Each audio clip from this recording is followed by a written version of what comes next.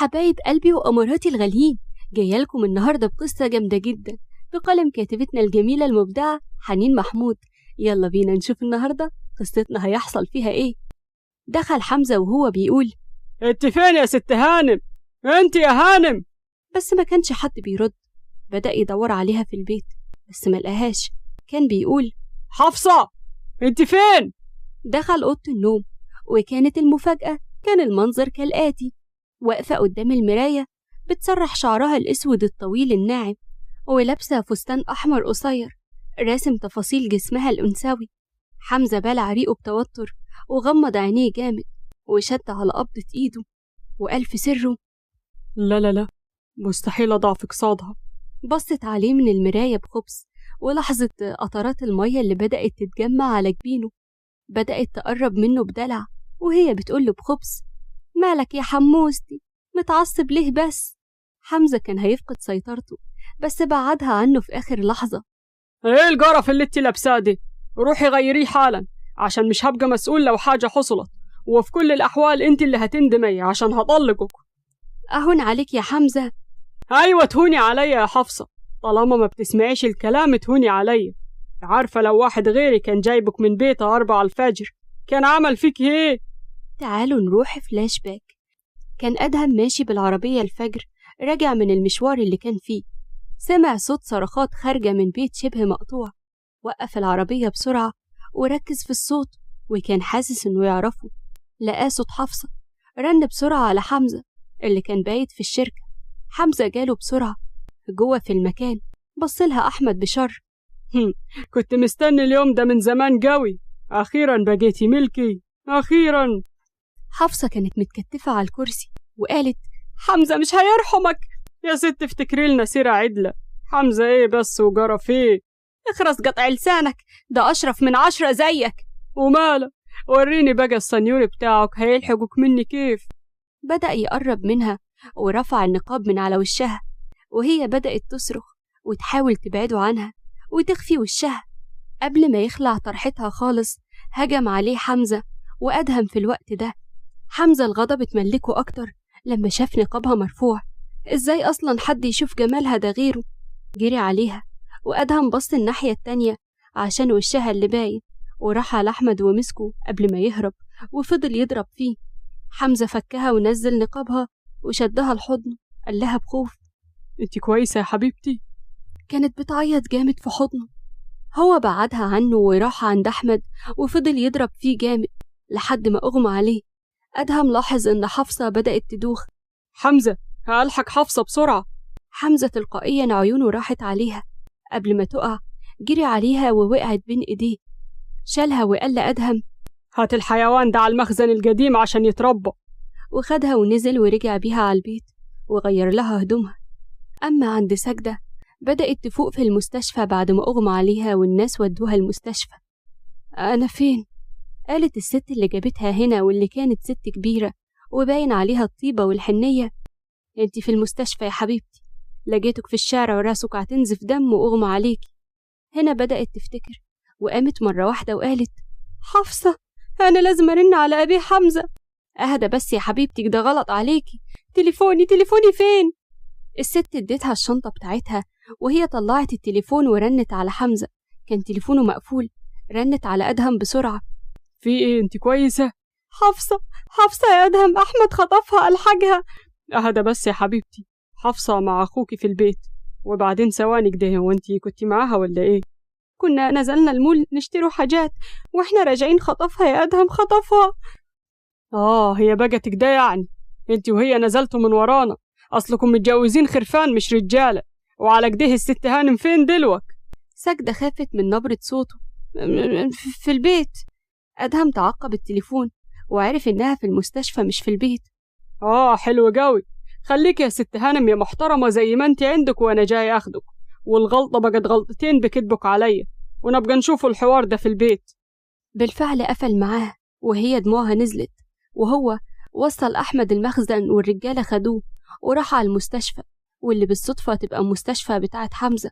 سأل على مكان أوضتها وشكر الست اللي جابتها هنا وشالها ونزل بيها. وصلوا على البيت، طلعها الأوضة بس ما قدرش إن يعاقبها بسبب دموعها وخوفه عليها علشان دماغها اللي كانت مربوطة. هو أخدها في حضنه وبس، كالعادة بعدته عنها. نرجع من الفلاش باك للوقت الحالي. قالت حفصة: حمزة، أظن إنك أكتر واحد عارف أخلاقي إيه، وبعدين كنت زهقت من القعدة بين 4 حيطان لحالي في البيت، نزلت أنا وسجدة. ذنبي إيه يعني إنه خطفني؟ ذنبك يا هانم يا محترمة إنك مخلياني هنهكس جوافة ماليش أي لازمة. تسميها إيه لما تنزلي من ورايا من غير ما تعرفيني؟ وبالصدفة لولا أدهم كان معدي من المكان المقطوع ده بعربيته وسمع صراخك، كان إيه هيحصل قوليلي؟ وشكلي أصلا إيه قدامه لما مرتي المحترمة تنزل من ورايا؟ حقك علي، أنا آسفة، أنا مرضتش أقولك عشان كنت عارفة إنك مش هتوافق. حفصة، خلاص اللي حصل حصل، الكلام ما منوش فايدة. حفصة قربت منه أكتر. له منه فايدة عشان أنا بحبك وإنت بتحبني، وما نقدروش نعيشوا من غير بعض عشان إحنا الاتنين بنكمل بعض. حمزة فقد سيطرته في اللحظة دي وراحوا سوا لعالمهم الخاص. عيب يا جماعة، ملناش دعوة بيهم. تاني يوم صحي حمزة من النوم على صوت رنة التليفون بتاعه، وكان أدهم صاحبه. عايز ايه؟ تعال حالا الشركة يا حمزة، في مصيبة. حمزة اتعدل مرة واحدة وقال: مصيبتي ايه؟ هو انت لسه هترغي؟ اخلص وتعالى حالا. قفل حمزة مع أدهم وبص على حفصة اللي نايمة على السرير، ونفخ بدي إن ما قدرش يتحكم في نفسه امبارح، وقام دخل الحمام، خد شاور، لبس هدومه وأدى فرضه، وقف يسرح شعره قدام المراية. وفي اللحظة دي بدأت حفصة إنها تصحى من النوم وتفوق. رايحة على فين الصبح كده؟ أظن شيء ما يخصكيش. حفصة ما تنكرش إنها زعلت، بس اللي هي عملته مش شوية، ولو ما كانش أنقذها هو وأدهم كان يا عالم راحت فين دلوقتي. هي لازم تصبر عليه لحد ما يسامحها. حمزة أخد مفاتيح العربية والتليفون ونزل من فوق وخرج من البيت كله. بعد شوية وصل على الشركة وكانت مقلوبة بالمعنى الحرفي. دخل بسرعة وقال: هو ايه اللي بيحصل هنا بالظبط؟ وقف واحد من الموظفين وقال: عامر بيه على وصول يا حمزة بيه. حمزة الغضب اتملك منه وطلع على المكتب. كان أدهم رايح جاي في الأوضة وبيعمل اتصالاته. اقعد بقى، خيلتني يا أدهم، انت بارد كده كيف؟ بيقولك عمك على وصول، وفيها ايه يعني؟ ما يوصل ولا يتنيل حتى. حمزة، انت سخن يا حبيبي ولا فيك حاجة؟ بينا نتعرف على أبطالنا. حمزة أحمد الهلالي، شاب صعيدي عنده 30 سنة، عينيه زرقاء وشعره أسود، متعجرف ومغرور لأبعد الحدود ووسيم للغاية. أدهم محمد العزازي، شاب وصاحب حمزة، وبيدير معاه الشركات بتاعت صاحبه، ويبقى صاحب حمزة المقرب. نرجع تاني. قال حمزة: لا سخن ولا حاجة، أنا زي الفل. لا لا لا، انت مستحيل تكون طبيعي والله. طبيعي ولا حتى مش طبيعي مش فارق كتير.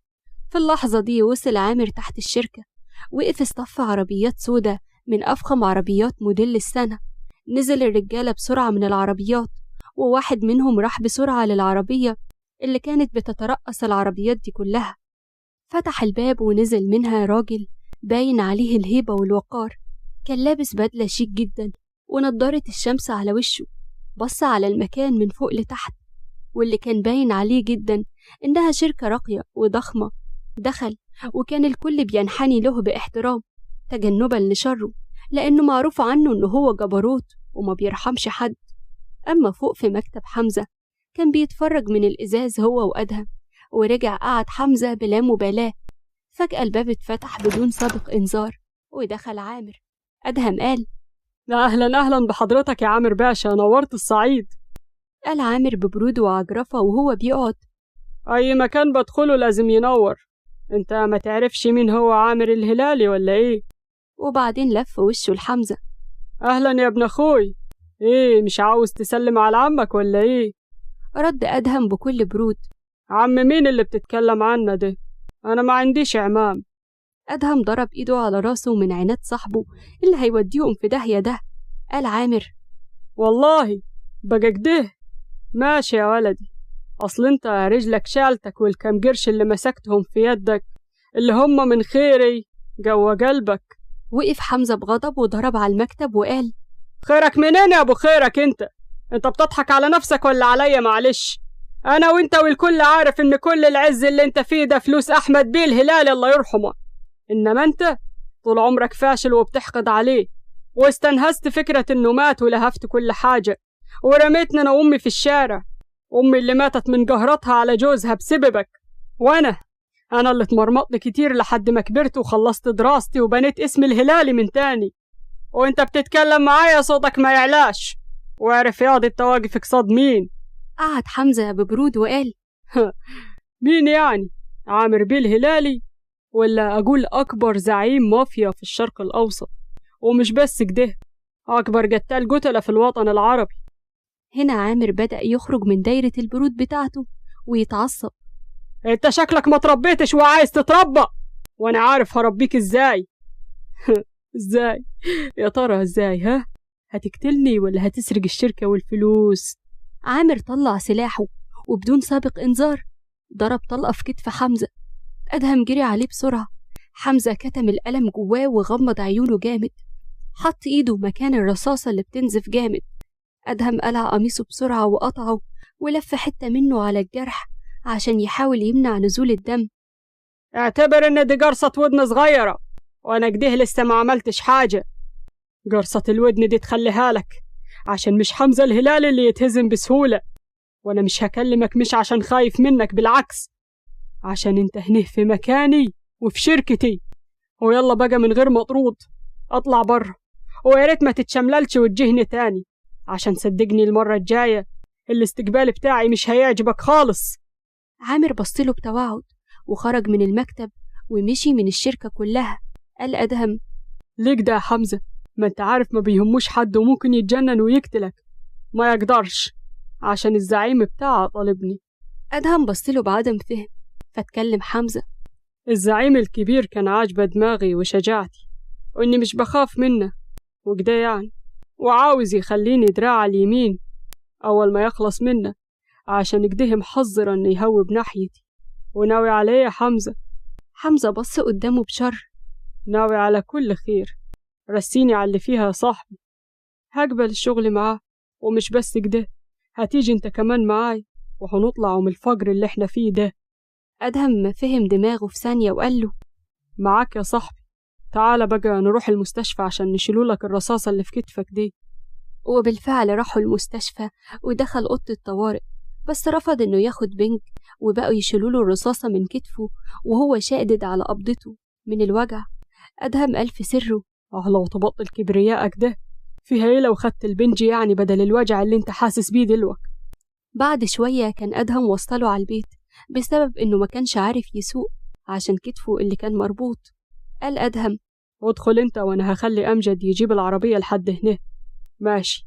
ونزل فعلا ودخل البيت. طلع على الأوضة على طول، كانت حفصة بتحضر الفطار في المطبخ، حست بيه وطلعت وراه. دخلت الأوضة وهو كان بيطلع هدوم علشان يعرف ياخد شاور. شهقت بصدمة لما شافت قميصه اللي مليان دم. ايه ده يا حمزة؟ ايه اللي حصل؟ حمزة بعدها عنه بهدوء وما ردش عليها، وكان هيدخل علشان ياخد شاور، بس ما قدرش يدخل لما سمع صوت دموعها. لفلها وكانت قاعدة على الأرض ودموعها نازلة. راح لها ونزل لنفس مستواها، شدها الحضن وقال لها أهدى يا حبيبتي، أنا كويس مفيش حاجة. كويس كيف يعني؟ ها؟ انت مش شايف شكلك؟ والله كويس يا حبيبتي. عامر صح؟ هو في غيره؟ أنا آسفة ليك والله على أي حاجة بيعملها، ده مستحيل يكون إنسان طبيعي. مهما كان ما ينفعش تقولي كده على أبوكي، ده أبوكي برضك. إياك تقولها تاني، ده مستحيل يكون أبويا، ده شيطان ومتجسد على هيئة إنسان. حمزة اتنهد بحرارة وقام وقف علشان يدخل ياخد شاور. قالت حفصة استنى، انت مش هتعرف تاخد شاور لوحدك، خلينا أساعدك. وفعلا دخلت معاه وساعدته، وتجنبت إنها تجيب مية على الجرح نهائي. وبعدها خرجت عشان يستحمى براحته، ونزلت حطت الأكل على السفرة. هو خرج ولبس بنطلونه، بس قابلته صعوبة في لبس التيشيرت. في الوقت ده هي خبطت ودخلت. هو كان قدام المراية بيحاول يلبسه، قربت منه وبدأت تساعده بالراحة لحد ما لبسه. وبعدين نزلوا الاتنين عشان ياكلوا. طول الوقت كانوا ما بيتكلموش. قررت حفصة إنها تقطع الصمت ده وقالت حمزة قلبه وروحه وعيونه. فرحت قوي زي الأطفال. سامحتني خلاص؟ أنا عمري ما أقدر أزعل منه، انتي كل حاجة بالنسبة لي. حفصة حضنته جامد. بالراحة يا هبلة يدي. أنا آسفة والله ما كنتش. ما كملتش الجملة علشان هو قطعها. براحتك يا باشا، انت تعمل اللي انت عاوزاه. ضحكت وكملوا أكل، وبعدين راح حمزة علشان يتفرج على التلفزيون، وحفصة شالت الأكل من على السفرة وغسلت المواعين، وكمان عملت القهوة وراحت قعدت معاه. لا لا لا، بس الأكل كان تحفة، تسلم يدك. تربيتك يا كبير. ضحكوا الاتنين وقضوا وقت جميل في مرح سوا. بعد شوية رن تليفون حمزة، وكان أدهم بيطمن عليه. يا نعم، حموستي عامل ايه؟ ايه يالا مش فضيلك؟ شهق أدهم بصدمة. بقى كده؟ ما هو من لقى أحبابه ونسي أصحابه، مش كده يا ندل؟ شربتي السجاير ولا لسه يا سعدية؟ أدهم وهو بيقلد صوت بنت. أيوة، ما هو انتوا كده تعملوا عملاتكم وترمونا بعد كده يا راجل يا معفن، عاوز نشرب سجاير عشان أموت اللي في بطني؟ اخص عليك، قال حمزة وهو بيكتم ضحكته. ما تسترجل يالا. طلقني يا جاسي يا جارح يا بتاع الستات يا واطي. ما عنديش بنات للطلاق، يلا ياض من هنا. وقفل السكة في وشه. حفصة كانت عمالة تضحك عليهم. أدهم ده مشكلة والله. ومين سمعك يا أختي؟ ده مصيبة متحركة على الأرض، هيشلني قريب. بس تنكر إن دم خفيف. خفيف مين؟ صلي على النبي كده في قلبك. عليه أفضل الصلاة والسلام يا أخويا. وقضوا وقت جميل سوا، وبعدين طلعوا علشان يناموا. تاني يوم حمزة نزل وراح على الشركة هو وأدهم عشان كان وراهم ميتينج مهم. حمزة قال للسكرتيرة: حازم بيه وصل ولا لسه؟ وصل يا حمزة بيه ومستني حضرتك في أوضة الاجتماعات. دخل حمزة وأدهم الأوضة. أول ما شافهم حازم قال: الواطيين اللي ما بيسألوش. ضحكوا الاتنين وسلموا على بعض. قال أدهم: إنما فينك كده مختفي يا جدع؟ هشغال والله يا أدهم يا ابني. قال حمزة: الأشغال ينسوك صاحبك يا واطي. طب ما انتوا ناسيني برضك ولا ايه؟ ماشي، ما هو انتوا ولاد البطة البيضة وانا ابن البطة السودة، عشان كده حلو ليكم ووحش ليا. ايوه يا اخويا، اقلب الترابيزة علينا، ده شكل مريم مسيطرة اخر سيطرة. شهق حازم. نعم يا اخويا. لا لا لا، ده انا رئيس جمهورية البيت ده. قال له أدهم: ايوه يا روحي، مصدقينك يا حبيبي، اقعد. قعدوا التلاتة يضحكوا. نسيت أعرفكم، التلاتة صحاب من الكلية، بس أدهم وحمزة فضلوا في الصعيد، وحازم رجع القاهرة. والنهاردة حازم جه علشان يتمم شراكة بين شركاتهم وشركات حازم الألفي. قال حمزة: يسعدنا طبعا إن الشركات تنضم سوا يا حازم باشا، الشرف لينا يا حمزة بيه. أدهم قال: يلا منك ليه. ايه يلا دور البشوات منك ليه اللي تقمصتوه ده انتوا هبل. والله يا أدهم يا أخويا أنا بقولك ده برضك. وقال حمزة: وأنا بقول نمضي العقود عشان في خلال ثواني لو ما غرتش انت وهو من وشي هقتلكم. في صباح يوم جديد أشرقت فيه الشمس بنورها الساطع، ووصل حمزة على الشركة. بس الغريبة إنه وصل قبل أدهم، والأغرب إن أدهم ما اتصلش عليه زي كل مرة علشان يستعجله. رن على رانيا اللي دخلت له بسرعة: أيوة يا حمزة بيه. أدهم باشا ما جاش النهاردة؟ لا والله ما جاش يا بيه. تمام، اخرج انت. وخرجت فعلا. فضل يرن عليه لكن ما كانش بيرد. رن على سجدة اللي ردت عليه: أبي حمزة عامل ايه؟ كويس الحمد لله، انت عاملة ايه يا حبيبتي؟ الحمد لله بخير. أمال أدهم فين؟ نايم من الصبح. ماشي أنا جاي. بالفعل اتصل على حفصة عشان خاطر تلبس وياخدها معاه تقعد مع سجدة. عدى على البيت، كانت لبست ونزلت، أخدها ومشيوا. وصل على بيت أدهم ورنوا الجرس. فتحت سجدة الباب: يا هلا يا هلا، اتفضل نورتونا والله. حمزة بس راسها: يلا يا بكاشة، أدهم فين؟ في أوضته. سابهم حمزة وراح عند أوضة أدهم. خبط ودخل. كان نايم على السرير ووشه متغير وشارد لدرجة إنه ما حسش بأدهم اللي دخل. مالك يا صاحبي؟ بصله حمزة وقال: ايه ده حموزة، أخبارك ايه؟ ما تداريش حزنك وقول مالك. أدهم نزلت دمعة منه غصب عنه: ماليش أنا الحمد لله كويس، ده قدري ولازم أرضى بيه. سجدة صح؟ في غيرها وجع قلبي. أنا آسف يا أدهم إني ظلمتك معاي. أنا قلت لك بلاش أختي لأن عندها عقدة من الرجالة بسبب الحيوان اللي كان خاطبها في الأول، وإنت ما سمعتش كلامي. قلت إني هقدر أخليها تحبني لما نتجوز، بس الظاهر كنت غلطان. أختك بتحب حد غيري يا أدهم. في نفس اللحظة كانت معدية هي وحفصة من قدام الأوضة، وسمعت الجملة دي وما قدرتش إنها تتجاهلها. دخلت سجدة وقالت: انت فاهم غلط يا أدهم، فاهم غلط خالص. أنا بحبك انت وعمري ما حبيت غيرك أو حد جابلك، ولا هقدر أحب حد بعدك. انت أول وآخر حب في حياتي، انت مسك الختام. أنا من غيرك ولا حاجة يا أدهم، انت فاهم؟ ولا حاجة. انسحبوا حمزة وحفصة من الأوضة وقفلوا الباب وراهم. أدهم كان لسه مكانه مش مستوعب كلمة واحدة من اللي سمعها. قربت منه. هي دي الحقيقة يا أدهم، انت أسرتني بحبك من يوم ما شفتك، وانت جننتني بنار حبك. انت كل حاجة ليا. تعرف ان انت سرقت كل حاجة مني؟ بصلها باستغراب. ايوه سرقت كل حاجة. عارف سرقت ايه؟ قلبي وروحي وتفكيري. استحوذت عليا كلي. انت خدت كل حاجة ليا وما سبتش ليا غير حبك اللي في قلبي. قوم يا أدهم، انت لو ضعفت كلنا هنضعف، وانت ما ينفعش تضعف عشاني. كان هو بيبصلها بصدمة. كان لسه هيتكلم بس حطت ايديها على بقه. ما تتكلمش، خدني في حضنك وبس. بصلها باستفهام وصدمة وحيرة. كانت بترفض قربه منها دايما وبشدة، وكانت بتنفر منه. كانت ما بتسمحش ليه انه يتكلم معاها اصلا، بس هي قرأت كل الكلام ده في عيونه. كنت ببعد عنك ومش عاوزاك تجرب مني بسبب اني ما كنتش متوكدة من حبك ليا. ما كنتش عاوزة اسلم قلبي ليك وعجلي واندم بعد كده، عشان انت لو سبتني انا ممكن اموت يا أدهم. ممكن اموت، فاهم ولا لا؟ أدهم ما تكلمش بس اكتفى انه ضمها ليه بقوة، كأنه بينتقم من القدر اللي فرقهم عن بعض كل ده. حس بارتجاف جسمها بين ايديه. بعد كده استكانت في حضنه. فضلوا على الحالة دي كتير قوي، وبعد كده قام وخلاها تقوم وسحبها وراه على اوضته، وهي دخلت وهي مش فاهمة أي حاجة وقفل الباب وراه. كانت لسه هتتكلم بس اتصدمت لما شالها بين ايديه وحطها على السرير. اتكلم وقال لها: كل اللي محتاجة انك تضميني في حضنك وبشدة. محتاجة احس بالأمن، محتاجة احس بالاطمئنان، محتاجة احس انك ليا لوحدي وبتاعتي انا وملكي انا وبس. محتاج قربك مني، هو اللي هيداوي جراحي. انا محتاجك يا سجدة، محتاجك وبشدة. خليكي معايا وما تسيبينيش. كفاية بعد بقى، كفاية وجع، كفاية قهر لحد كده، كفاية. انتي ما تعرفيش كنت بتعذب ازاي. كل ده وانا مفكر انك بتحبي حد غيري. عارفة يعني ايه اكتشف ان مرتي بتحب واحد تاني؟ كان احساس صعب قوي ان اي راجل يتحمله. سجدة، اوعديني انك ليا لوحدي وانك عمرك ما هتبعدي عني تاني.